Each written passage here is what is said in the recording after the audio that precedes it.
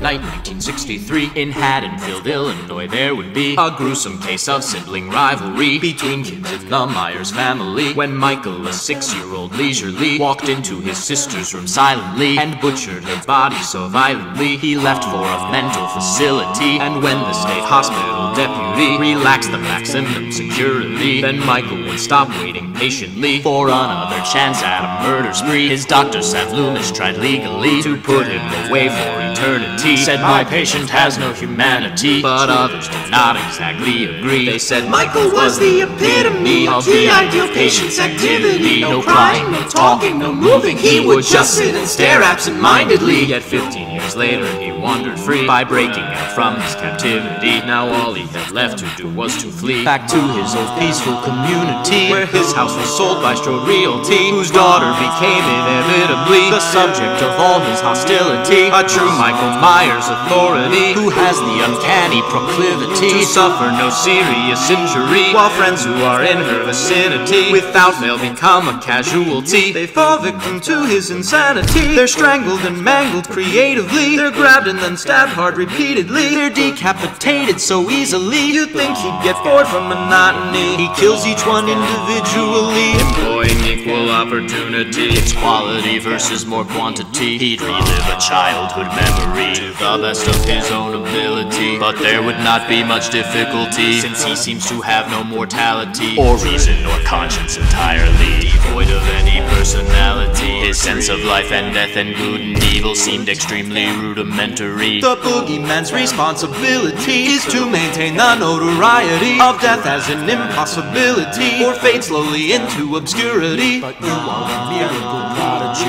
You've given this killer the 3rd degree. You vanquished the evil amazingly, ignored all your father's some OCD to check up on his heart accordingly. So while he is lying there lifelessly, while you are still breathing so heavily, you sit there and thank God that finally it's over, it's done with him. Luckily you planned each potential contingency. You blinded his eyes temporarily. You drove that knife through his chest cavity. You shot him in every extremity. You forced him right off of the balcony. There's no way in hell that he'd possibly get up and walk right off your property. That stuff only happens on the TV, so you'll be safe in police custody. They'll quickly make a positive ID of Michael's cold twisted anatomy. You'll garner the neighborhood sympathy, and after a good deal of therapy you'll be back in touch with reality and understand why philosophically the apple does not fall far from the tree when creating our own worst enemy.